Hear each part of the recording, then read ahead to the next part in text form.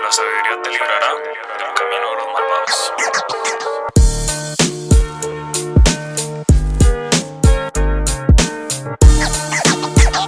Enseñar a sacar provecho positivo de las historias de los personajes más oscuros y distorsionados de la historia bíblica.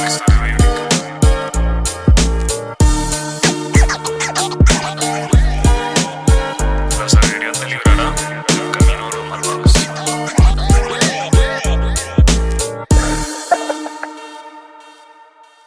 Iniciamos una nueva serie. Esta serie nos va a llevar por aproximadamente 2 meses estudiando la vida de aquellos personajes a quienes vamos a denominar villanos, pero muy valiosos. ¿Por qué? Porque básica y esencialmente tienen grandes lecciones para nosotros. Ahí pudo ver usted en la presentación, en la cortina, por algunos de los que vamos a conocer, a vivir, a tratar de aprender de ellos y de ellas. Y la idea es que cerremos el año con esa visión con la que arrancamos. Nos daba el Señor una palabra a inicio de año que es abandonar el odre viejo para poder proponerle a Dios un odre nuevo, a través del cual Él pueda poner en nosotros vino nuevo.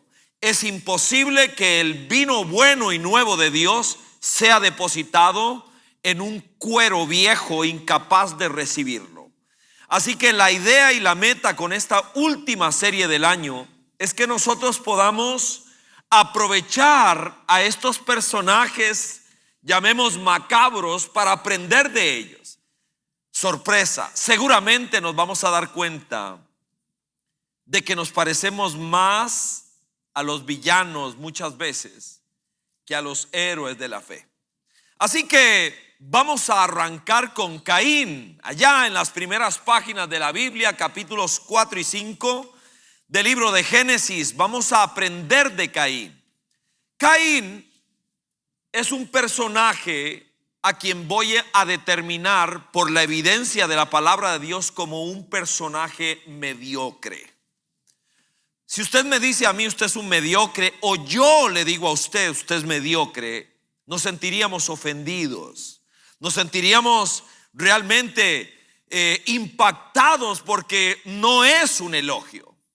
Bueno, déjeme decirle que lo que prima en nuestra sociedad es la mediocridad en muchos sentidos. Es lo que explica por qué tenemos nuestras calles llenas de huecos y por qué muchas cosas no caminan como deberían caminar. Es porque impera un sistema mediocre. La mediocridad es un sendero, es un camino. Y Caín lo manifestó, lo encarna de una manera impresionante.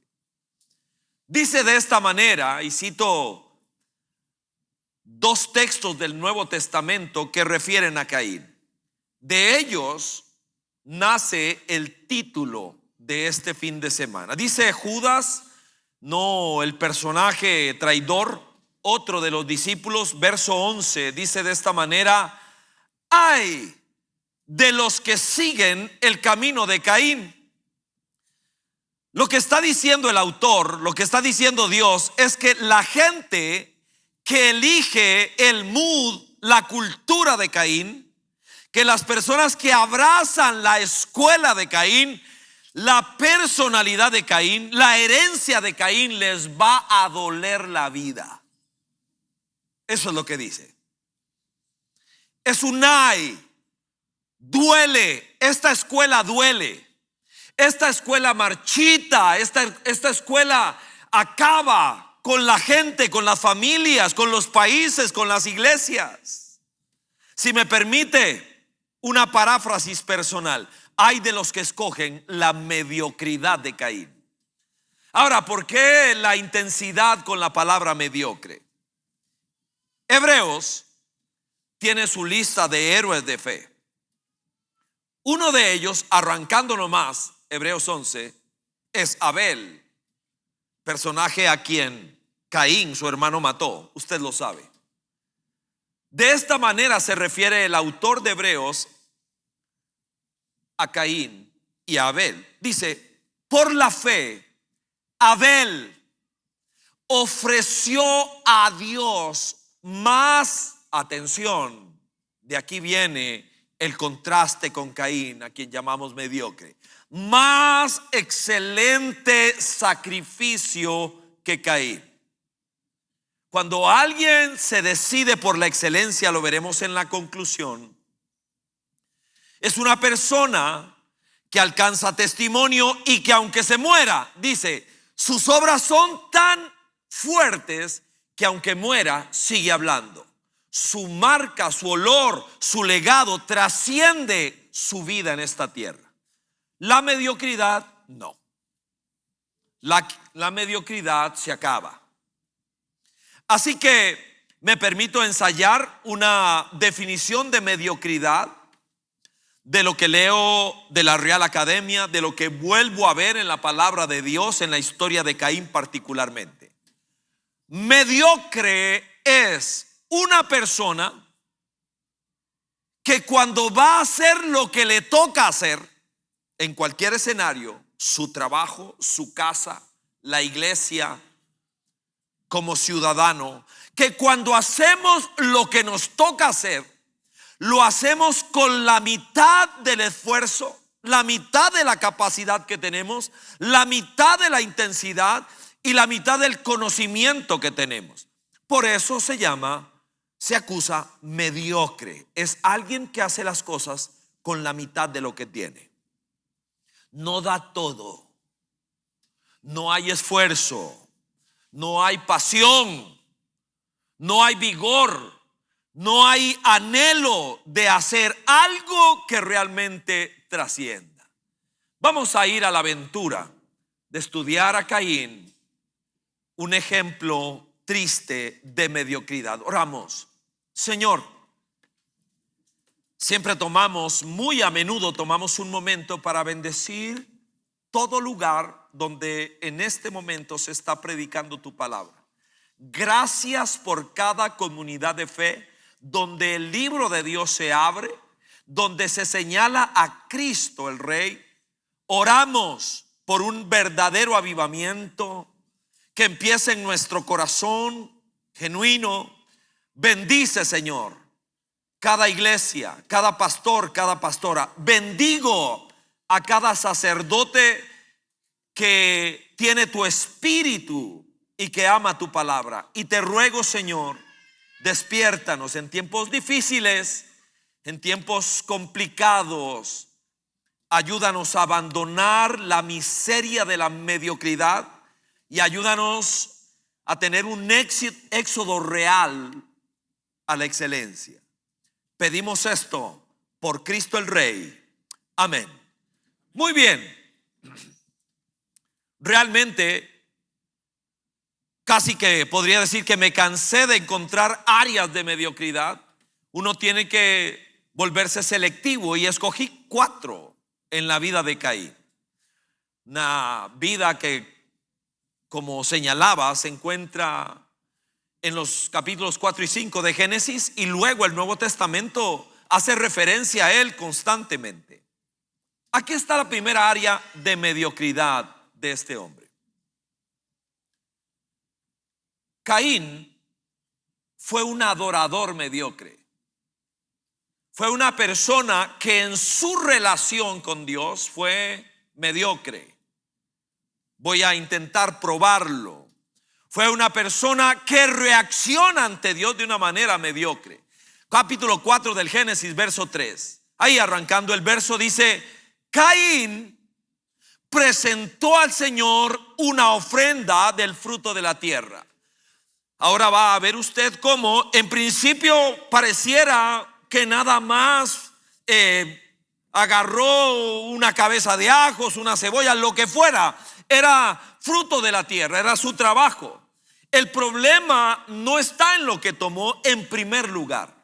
Hay discusión, escuché mucho, leí mucho, pero realmente el contraste lo vamos a ver en el siguiente verso.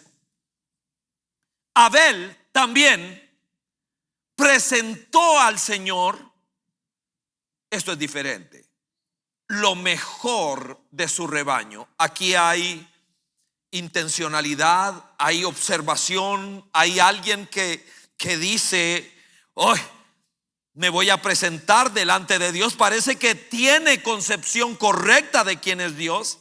Lo mejor de su rebaño, es decir, los primogénitos con su grasa. Y el Señor, atención a esta parte, mira con agrado a Abel.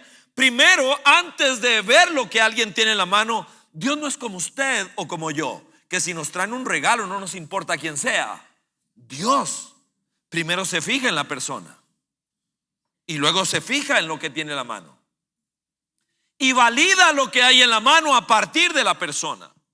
Y la persona, en este caso Abel, es alguien que lo conoce, que está reaccionando de manera correcta a la bondad, a la grandeza de Dios, a la búsqueda de Dios por nosotros, y reacciona de una manera correcta. Caín, por el contrario, es superficial.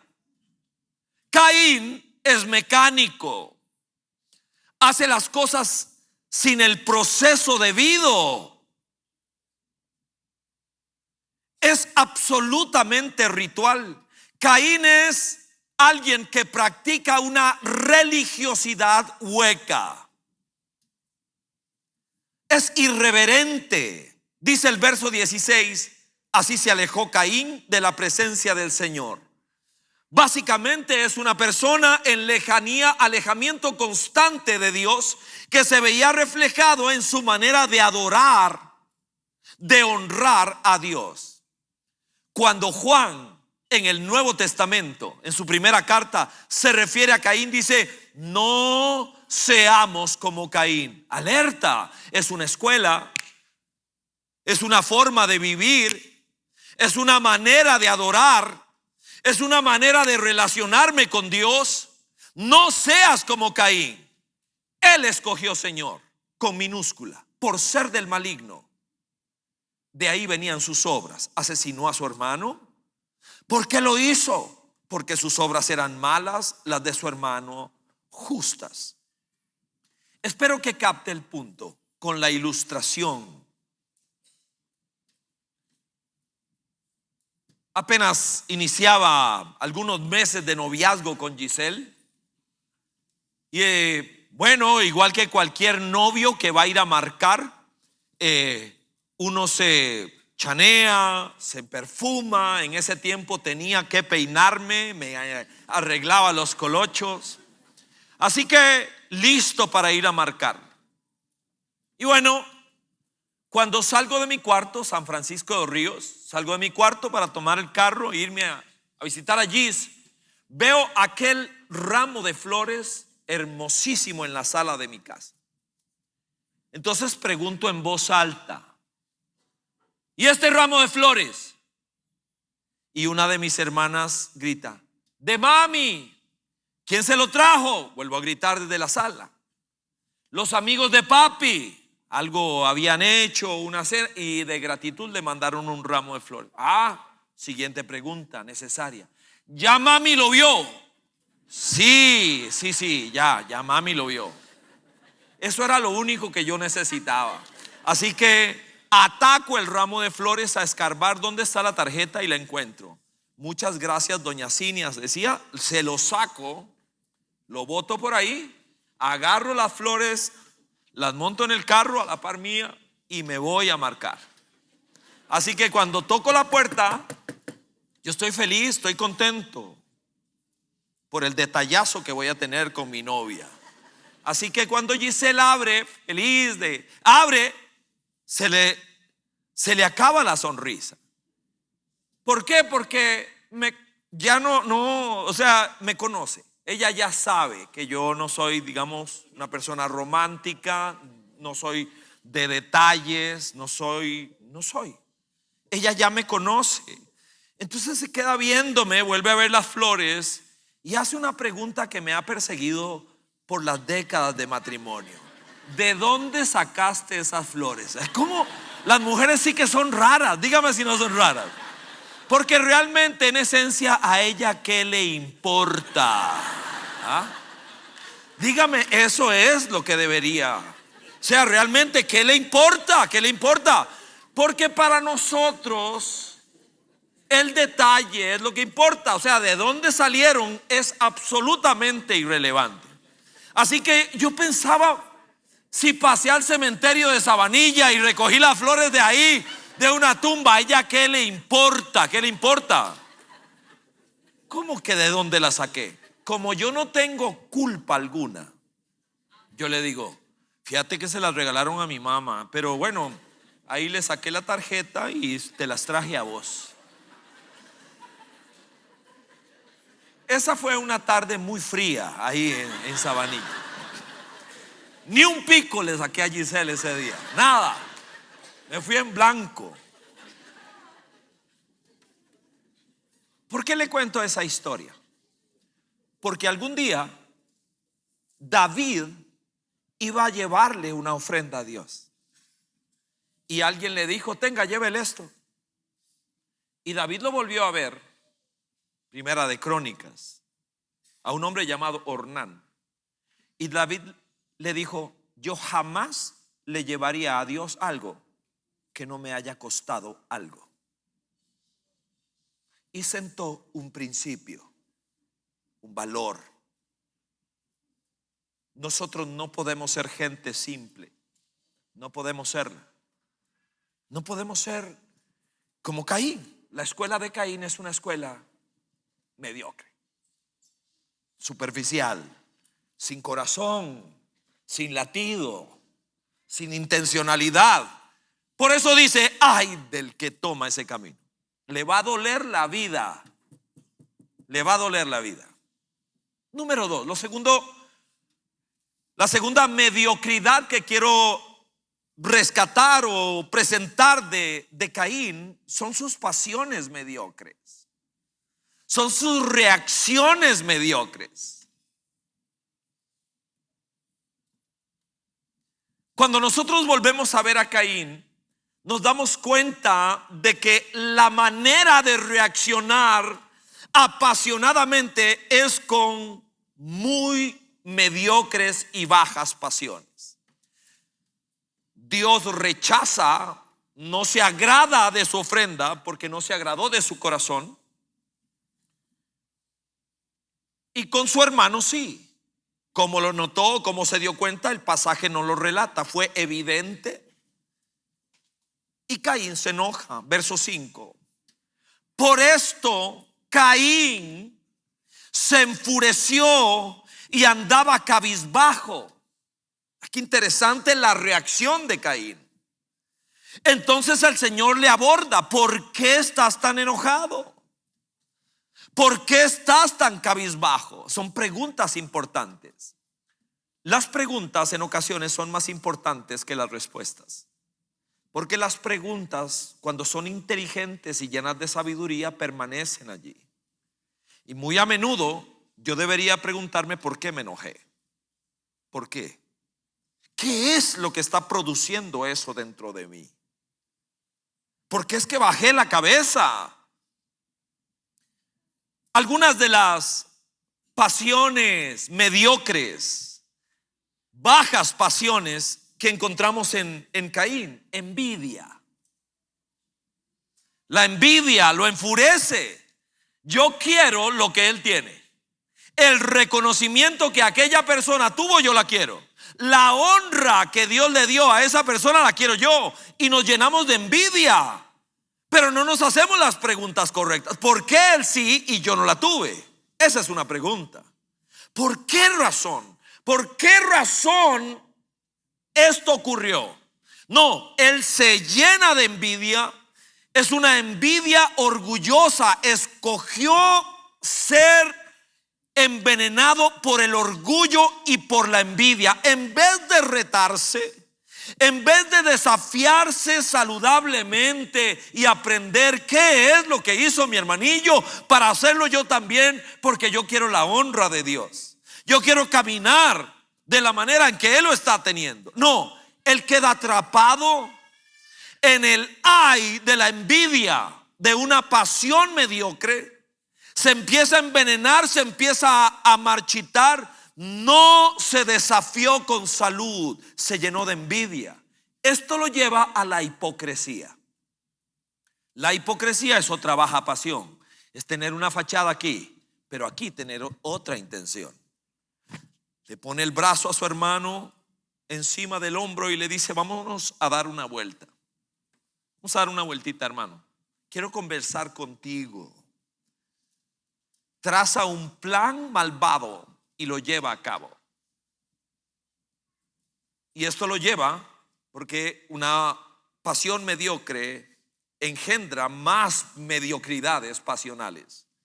Pasa de la envidia a la hipocresía y de la hipocresía a la violencia. Dice la palabra de Dios: atacó a su hermano. Eso dice.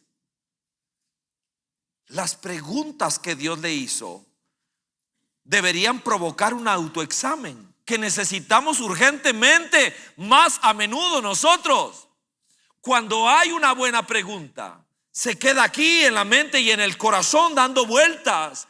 Y cuando tenemos la honestidad de intentar responder a esas preguntas de una manera verdadera, diáfana, clara, valiente, empezamos el sendero para salir de aquel pantano.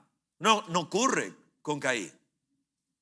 Dios, cuando empieza a ver que se gesta en el corazón de Caín ese veneno que va a parir muerte, se le atraviesa en el camino. Verso 7. Oye, Caín, si haces lo bueno, podrías andar con la frente en alta. Hoy anda con la mirada clavada en el piso. Pero si haces lo malo, y describe cómo actúa el pecado te acecha como una fiera lista para atraparte, para destruirte. Puedes quedar descuartizado, Caín, en cuestión de momentos. Despierta. ¿Qué está pasando contigo? Y le dice: no obstante, todo lo que te he dicho, le dice Dios, tú puedes dominarlo. Aquí estoy. Yo te puedo dar la fuerza, te puedo dar la salida. Ahora, una de las ideas siempre que venimos a la iglesia es tratar de aprender a vivir. Y estudiamos algo o a alguien desde la palabra de Dios para aprender a vivir. Así que este evento que ocurrió hace 4500 años, narrado por la Biblia, tendría muy poco valor si yo no me pregunto cuáles son mis pasiones mediocres. ¿Cuál es la suya? ¿Cuál es la mía? ¿Cuáles son? ¿Cómo suelo reaccionar ante el éxito de otra persona? De algo que yo quería, de una honra, de un bien, de un ascenso. ¿Cómo funciono cuando empieza a prosperar lo de otro y no lo mío? Es humano. Y Dios sigue haciendo las mismas preguntas. Para eso tenemos la palabra de Dios. Trate de ubicar una pasión mediocre que suele emerger en algunas situaciones, en algunos ambientes, cuando se dan algunas circunstancias. Le menciono una de las vías. Una de mis pasiones más mediocres, y tengo que honrar a Dios por todo lo que Él ha hecho en mi vida, es la violencia, es la reacción, es el embestir cuando siento que algo no me gusta, cuando algo me desagrada. Empieza por dentro un volcán a querer hacer erupción. Estaba muy recién casado con Gis, muy nuevos. Giselle en sus primeros meses de embarazo. Y me acuerdo que venía saliendo del Más por Menos, del Paseo Estudiantes, ahora el Barrio Chino. Venía saliendo de ahí con Gis y con mi hermana Ileana. O sea, salgo del supermercado y las traigo abrazadas, y en la esquina hay una barra de muchachos. Hay una barra de jóvenes. Yo también era un muchacho en ese momento, tendría unos 23 años. Y está esa barra y yo empiezo a ver cómo se dirigen en su mirada a mi esposa y a mi hermana. De manera fea. no me gustó. Entonces yo empiezo a sentir por dentro enojo. Empiezo a ponerme volcánico. Los vuelvo a ver. Entonces abrazo más a Gis y Ileana. Veo lo que se están diciendo, que se ríen, que se vuelven a ver. Y cuando me toca caminar esos 20, 15 metros para llegar donde ellos están, yo pongo la mirada hacia abajo. Miro hacia abajo, abrazo. Son un montón, estoy enojado, quiero pasar el mal rato rápido. Pero cuando pasamos entre ellos, uno saca la rodilla y me golpea la pierna. Y era lo único que yo necesitaba. Así que de repente, nunca me había pasado antes, nunca me pasó después, le di una trompada a este muchacho. ¡Pum! Fue una reacción refleja, no pasó medio segundo. ¡Pau! En la pura boca. ¡Pum! De inmediato, dientes volando, literal. Y puedo decirle cuántos eran porque me tocó pagarlos después. ¡Pum! Y la boca de ese hombre esfloronada así. ¡Pau! Claro, es una reacción inmediata. Es una pasión mediocre, horrible. Me pego contra la pared de la taquería, se me vienen todos a morir. Yo me preocupo por Giselle y por Ileana, mi hermana. Giselle, Ileana, Giselle, Ileana, Giselle, Ileana. Ya habían abandonado el barco hace rato. Así que ahora, bueno, no había nada de qué preocuparse con ellas. Después me dice Giselle, no, yo fui a llamar a tu mamá que estaba en el bazar allá. Y en efecto fue a llamar a mi mamá. Mi mamá sí se vino a salvarme según ella. Entonces me vienen encima todos, me iban a matar, me iban a dar la paliza de la vida. Y ahora aparece providencialmente una patrulla. La patrulla aparece, suena la chicharra, y entonces me acuerdo que suena la sirena o la chicharra, lo que sea, todo el mundo entonces los frena, los policías se bajan, creen que es una pelea callejera, que lo que había ahí, y ellos llegan, ¿qué pasa aquí? ¿Qué pasa aquí? Y todos, mire, no le hicimos nada, vea cómo dejó a nuestro amigo esto. Y yo ahí pegado, y todos acusándome, y encima de todo aparece mi mamá pegando gritos. ¡Ay, no le hagan nada! Mi hijo es un querubín viviente. No le hagan nada. Usted sabe cómo son las mamás. Pero era alarido, y ella venía, vio la pelota y están matando a mi hijo. No le hagan nada, no le hagan nada. Él es un buen muchacho, él es cristiano, dijo mi mamá. Cuando mi mamá dice eso, fue como si se hubiera paralizado el tiempo. Porque todos, fue como un silencio así, y todos me volvieron a ver. Los policías, los muchachos, el que no tenía billetes me volvió a ver así también.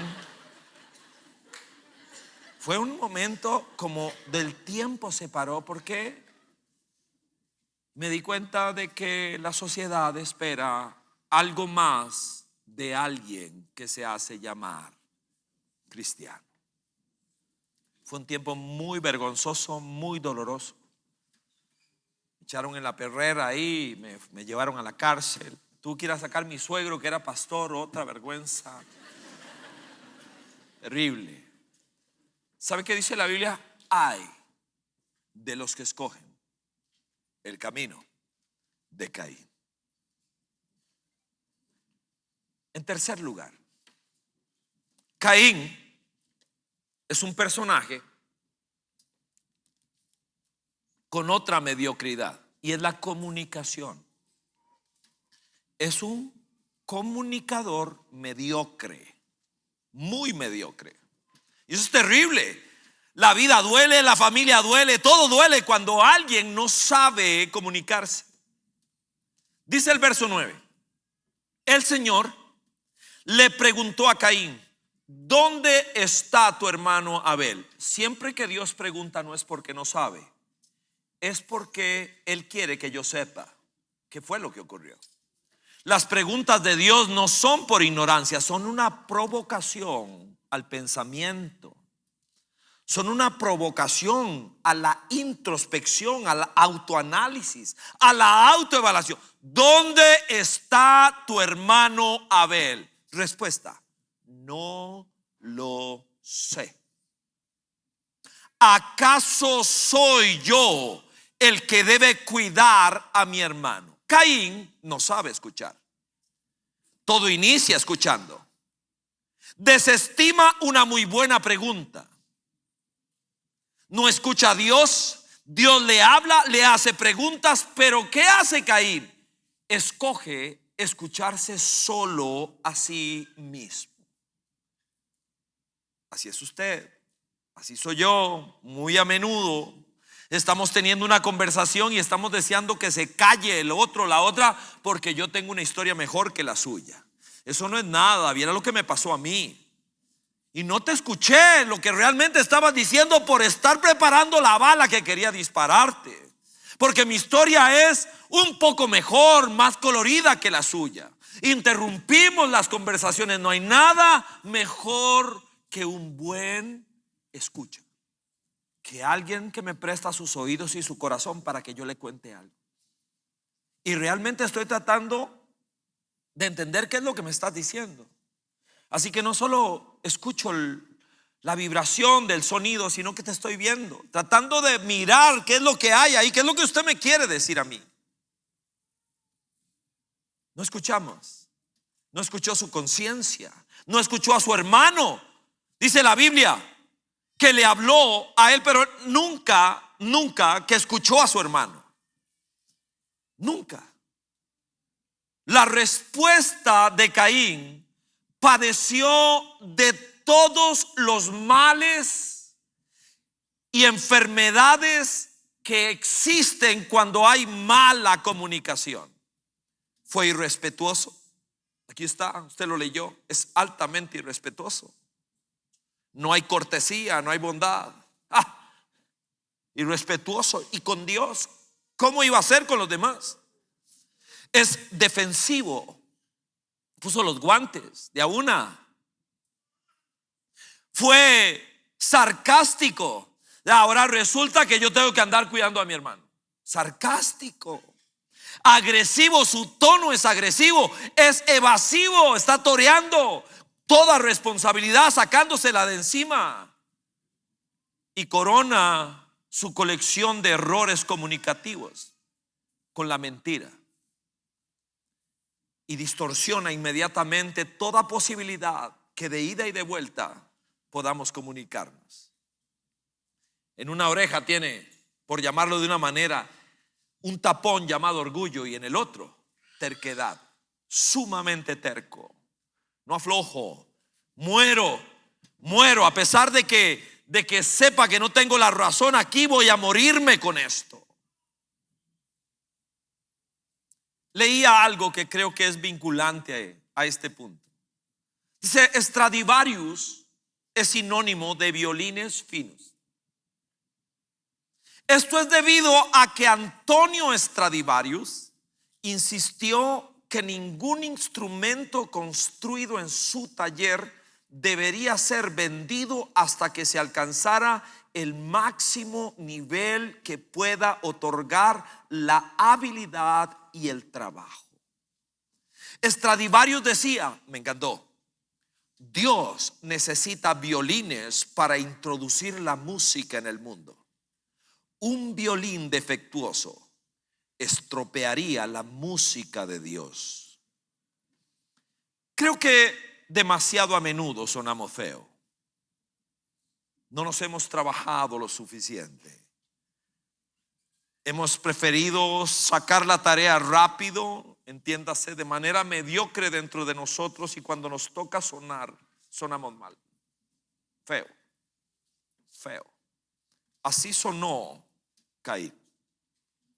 No fue un sonido hermoso. Caín fue un instrumento desafinado. Y para sonar bien requerimos ser bien trabajados, bien procesados. Esto nos lanza a la última mediocridad que quiero señalar de Caín. Y es que tuvo un remordimiento mediocre. Ya de por sí el remordimiento es una emoción barata, no es la mejor. Lo vamos a estudiar en profundidad cuando invitemos a Judas para estudiarlo. El remordimiento es lo que sintió este hombre. Mataste a tu hermano, Caín, mataste a tu hermano. La sangre de tu hermano Abel clama desde la tierra, le dice Dios. Y el precio de lo que has hecho son tres consecuencias muy fuertes, las vamos a ver. Pero lo que contesta Caín es lo que le da título a este punto. Caín no dice nunca, nunca, ni en el capítulo 4 ni en el capítulo 5 de Génesis, nunca dice: lamento haber matado a mi hermano, perdón, me arrepiento por haber hecho daño a mi familia. Nunca. Vea lo que él dice, verso 13: este castigo es más de lo que puedo soportar. ¿Dónde está el dolor de Caín? No en que le hizo daño a su hermano, sino en las consecuencias de lo que hizo. Es interesante. A eso se le llama remordimiento, y es una reacción mediocre, no es arrepentimiento, que es lo que la Biblia nos enseña a nosotros deberíamos tener. Déjeme venir a las consecuencias por un momento. Las consecuencias, Dios le dice tres cosas a Caín. No las comparto en el orden en que están. Lo primero que le dice es, o que quiero señalar es: vas a tener una marca, entiéndase, un estigma en tu persona. Donde quiera que vayas, todo el mundo va a saber quién tú eres. Es una personalidad. No importa que intentes parecer otra cosa, tu aliento de tu carácter, el olor de tu personalidad va a decirle a todo el mundo quién tú eres. Solo se va a necesitar un corto tiempo para que quede claro quién es usted, don Caín. Eso es lo primero que le dice. Podrás disimular, podrás tener cara de yo no fui, podrás vestirte de blanco, podrás hacer lo que te dé la gana. Tu personalidad, tu perfume, lo que está ahí adentro va a quedar reflejado afuera. Se llama estigma. Y aquí la pregunta para nosotros es: ¿cuál es mi fama? Cuando la gente que de verdad me conoce, tiene que contestar a la pregunta ¿quién soy yo? ¿Qué dirían? ¿Cuál es mi olor? ¿Cuál es la imagen que he transmitido? ¿Qué es lo que la gente piensa de nosotros? Si es que de verdad hay gente que se hace una idea fugaz, ni nos conoce. La gente que me conoce, mi familia, mis compañeros de iglesia, de ministerio, ¿qué piensan de mí? La pura verdad. Si tuvieran realmente el valor para decírmelo, si se los pregunto, ¿qué dirían de mí? Eso es importante, porque le voy a decir algo. Si yo no sé realmente quién soy y cuál es mi fama, la bendición de Dios no puede fluir a mi vida. El día que Jacob quería la bendición de Dios y peleó por ella, lo primero que Dios hace es preguntarle: ¿cómo te llamas? ¿Cuál es tu nombre? ¿Cómo te llamas? Porque la bendición de Dios no puede fluir a mi vida si yo no tengo claro dónde estoy, quién soy, cuál es mi olor. Lo segundo que le dice Dios es: vas a ser errante por esta tierra. Vas a ser errante por esta tierra. A eso se le llama desarraigo. Es una persona que nunca va a poder echar raíces. Verso 14: andarás por el mundo errante. Una persona sin raíces, que vas a pasar por la vida de los demás dejando muchos heridos en el camino. Una constante pérdida de amigos. Una persona sin compromiso ni eclesiástico ni familiar. Una persona que va de trabajo en trabajo, de persona en persona, de relación en relación, pero todo es absolutamente desechable. Incapaz de echar raíces. Errante. Cuando alguien elige el camino de Caín, es una persona solitaria. Realmente. Y lo último que quiero mencionar que le sentencia a Dios es: y vas a ser estéril en cualquier cosa que emprendas. Pero eso es que el camino de Caín duele tanto, porque tiene mucho esfuerzo pero poco premio. Le dice el Señor, verso 12: cuando cultives la tierra, no te va a dar su fruto. Ojo, esterilidad. Una sentencia por demás fuerte para un agricultor. Su potencial fue frenado y atrofiado. Caín era un hombre talentoso. Leer el capítulo 5 de Génesis, todo lo que hizo, impresionante, muy talentoso, pero sin fruto. Él tenía potencial para iniciar una ciudad, tratando de rebelarse contra la sentencia de Dios. Debo tener cuidado cuando nada de lo que hago prospera, porque podría ser que sea alumno de Caín. Aquí es importante, pertinente, definir arrepentimiento para distanciarlo y contrastarlo con lo que es, por otro lado, el remordimiento. Arrepentimiento es reconocer lo que estoy haciendo mal. Ese es solo el inicio. Dejar de hacerlo y obedecer a Dios. Ese es arrepentimiento. Es un cambio de mente, es un cambio de conducta, es un cambio de dueño. Es proponer a Cristo como Señor y capitán de nuestra vida. Es aceptarle la invitación a Dios de que se me atraviese en el camino y que me diga: no sigas por ahí, no sigas en ese sendero, no seas cabezón. Te va a doler la vida. El pecado está como una fiera acechando allá a la vuelta para descuartizarte. Quiere lastimarte, lastimar a tu familia, quiere secarte, quiere que seas parte de este entorno mediocre en el cual nosotros vivimos. Así que Caín era un hombre que padecía de una enfermedad muy común hoy que se llama mediocridad. Me permito concluir proponiendo la excelencia. Dice Charles Swindoll, me encanta este autor, lo sigo 40 años leyendo todo lo que escriba. Charles Swindoll, él escribió esto: la excelencia es un concepto difícil de comunicar, pues es fácil de malinterpretar. Desde la perfección neurótica, esa persona que ya eso es enfermizo, hasta la presumida sofisticación, la persona que se infla por lo bien que hace algo. Nada de eso, ninguna de las dos, escribe Swindoll. Por el contrario, atención de enmarcarlo. La excelencia es el material con el que está hecha la grandeza. Es la diferencia entre ir de paso y volar. Es lo que diferencia lo significativo de lo superficial, de algo que es duradero y otra cosa que solo es temporal.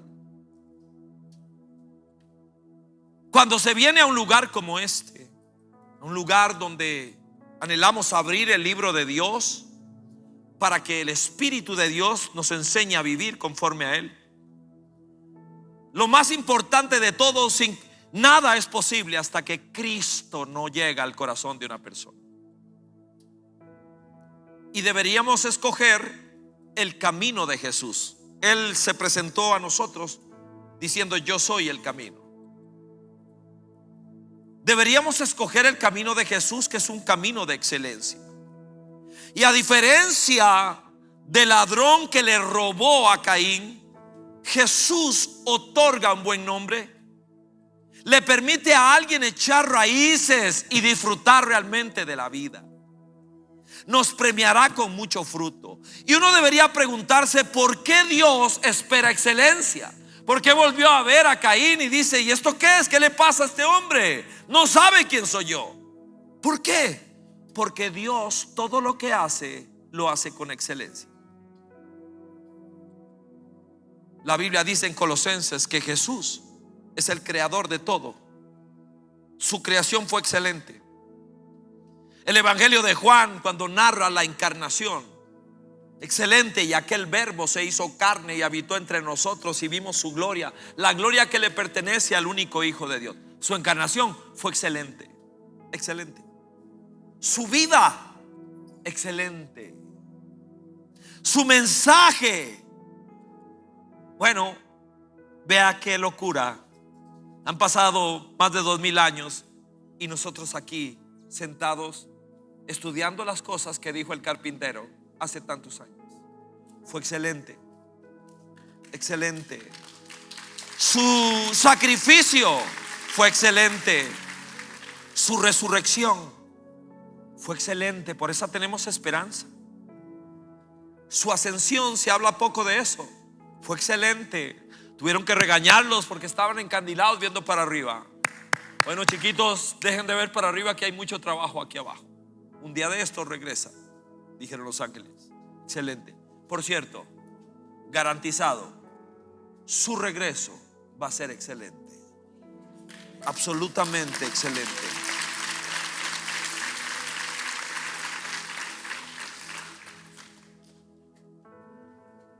Nos enseñaba Juan Hoffman, profesor en el seminario,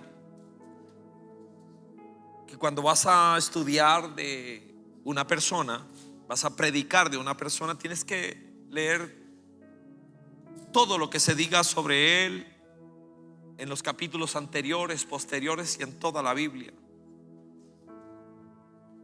Y nos calificaba fuerte en eso. Así que puse a leer todo lo que dice la Biblia de Caín.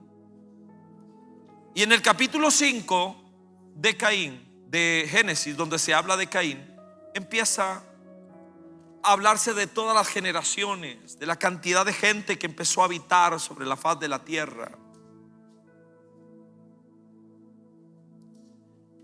Y una de las cosas que sobresale es la enorme mediocridad que empezó a campear. La gente le apostó al camino de Caín. En medio de tantas generaciones y tantos nombres, casi no hay excepciones. Le voy a mencionar solo una que encontré. Apareció un hombre llamado Enoc, su hijo, uno de sus hijos. Solo le cito dos veces en que se menciona Enoc. Verso 22 del capítulo 5. Me gusta y lo subrayo porque dice que Enoc caminó con Dios. Es una elección. ¿Con quién camino? Caminó con Dios. Volvió a ver a su tata, volvió a ver a su abuelo, volvió a ver a sus hermanos, volvió a ver a las generaciones. Y dijo: yo no quiero seguir el camino de mi papá. Yo puedo renunciar a ese camino. Yo puedo. Pero no solo eso, salto al verso 24. Caminó pues Enoc con Dios. Y esto es profético, de la profecía verdadera y legítima, que es la que proviene de la palabra de Dios.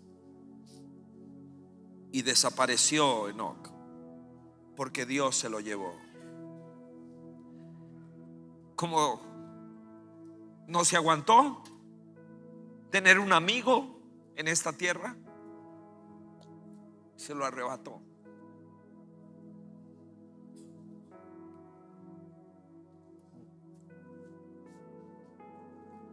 Hablaba con Gis y no sabía cómo cerrar. Me vino a la mente el día en que me retiré como futbolista. muchos años, año 88. Me retiré como futbolista. Era un clásico, Saprissa Alajuela. Y un compañero y yo nos retirábamos. Él era un crack, yo un peón. Si fuera un ajedrez, él era un alfil y yo literal un peón. Él era número 10, virtuoso, un billarista del fútbol, famoso, ganaba mucho dinero. Yo no, yo era un peón. Nos retiramos juntos. Nos permitieron hacer el saque de honor. Y cuando íbamos saliendo, que el estadio a reventar, ocurrió algo muy extraño que me costó mucho entender o digerir. La gente en el estadio empezó a corear mi nombre. Fue raro. Al principio yo no entendía. Donde empecé a oír en el estadio corear mi nombre. Íbamos saliendo y un directivo me dice: tienes que corresponder lo que está haciendo. Tienes que corresponder. Trota alrededor de la cancha despidiéndote porque están coreando tu nombre. Fue raro, era raro para mí. Entonces, como pude, porque me embargaban muchas emociones, empecé a trotar alrededor. Pero una de las preguntas que me hacía es por qué no estaban coreando el nombre de Messi, del Messi del equipo. ¿Por qué? ¿Por qué? ¿Por qué de un peón? ¿Por qué? Fue raro, extraño. Costó mucho tratar de entenderlo. Le voy a decir cuál es una de mis tesis.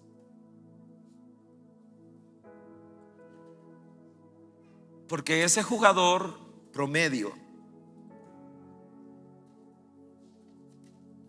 cada vez que entró a la cancha, dejó la sangre y el pellejo ahí.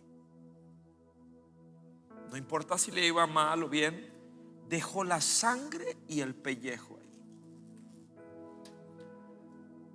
Nuestra sociedad urge, nuestra familia urge, necesita gente que, renunciando al camino de Caín, que es un camino de mediocres, de gente que hace todo por la mitad, y abraza el camino de Cristo, que es el camino de la excelencia, donde no es que soy mejor que otro, no. Seguro otro es mejor que yo, pero yo no pude ser mejor hoy que yo mismo, porque di todo lo que tenía. Eso esperan en tu casa y en tu trabajo y en el mío. Eso es lo que espera mi hijo Andrés de mí y mi hija Valeria. Y eso es lo que espera mi nieta Olivia. Y es lo que espera mi esposa Giselle de mí, lo mejor.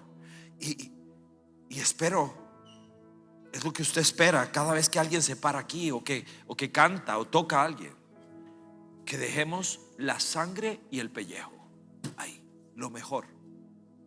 Porque ¿cómo voy a llevar a Dios algo que no me costó desde el corazón? El camino de Caín es el camino de la mediocridad y duele mucho, porque es estéril, sin raíces, y es un camino terrible, frustrante, porque no nos permite realizarnos. Le voy a invitar a que se ponga de pie, por favor.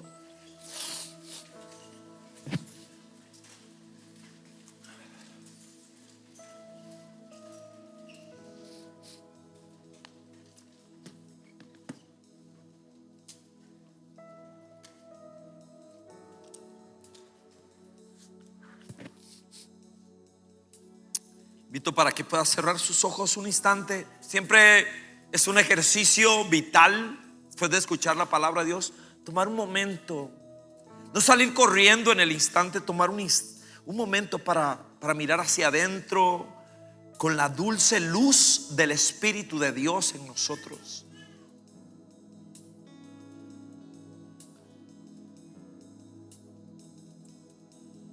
Mi amada Costa Rica, país que amo padece de mediocridad, terriblemente. Y necesitamos que gente renuncie a ese sendero, a esa manera de ver la vida, de actuar. Solo hay una forma: Cristo nuestro Señor.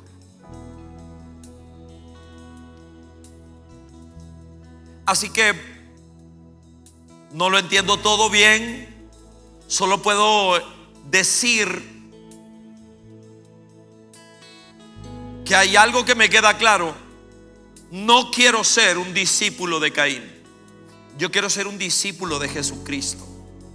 Yo quiero caminar por otro sendero. De ninguna manera quiero ser un adorador mediocre, limosnero, superficial, hueco. No quiero. Renuncio a eso. Quiero honrar a mi Dios. Quiero honrar a la gente. Señor, quiero llevarme en mi corazón la necesidad de escuchar tus preguntas, que son detonadoras de pensamiento, de autoexamen, de la necesidad de viajar por mi historia, por mi corazón, para tratar de responder a la pregunta: ¿por qué reacciono de esta forma? Y entender, Señor, que el único que tiene respuesta eres tú.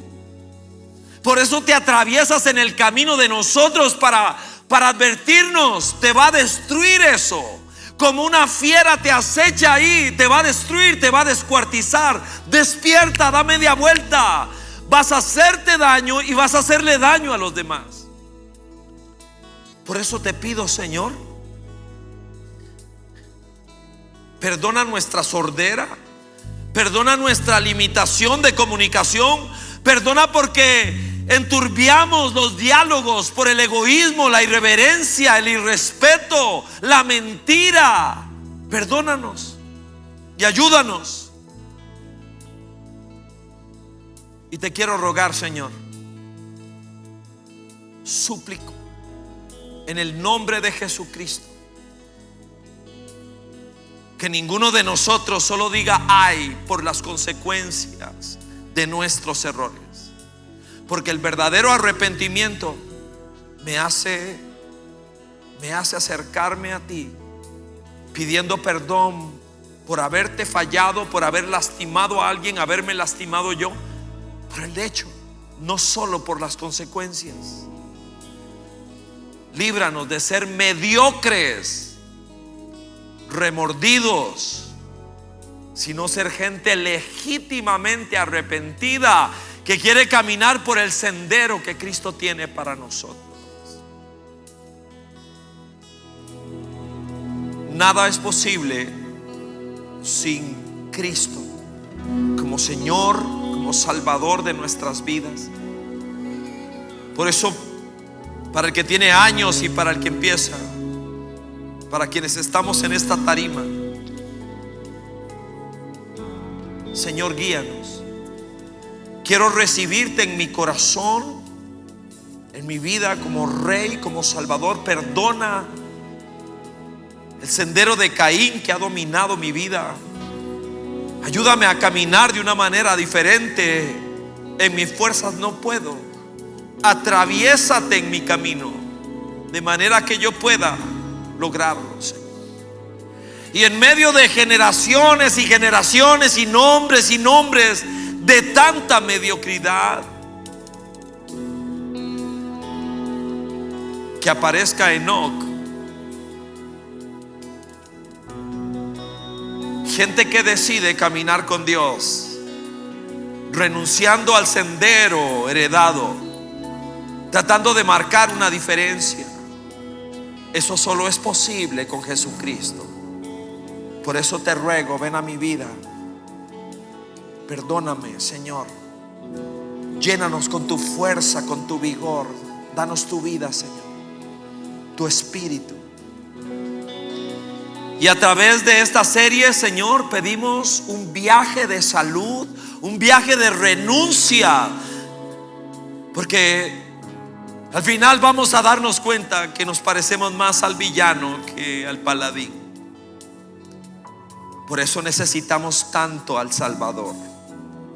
Por eso necesitamos su Espíritu. Ayúdanos, Señor. Gracias por ser bueno y fiel. Gracias por tu palabra, que no regrese sin fruto, Señor, en la vida de alguien. Que así sea, Padre. Si hay alguna persona entre nosotros que está por vez primera aquí, que nunca ha estado en un momento y tiene como este y tiene preguntas, quiere que oremos por usted, le esperamos allá en la salita de bienvenida. Queremos orar, queremos conocerte, queremos darle seguimiento a tus decisiones. Señor, bendecimos a esas personas desde ya y tomamos un momento para volverte a decir de tu grandeza, Señor. Amén.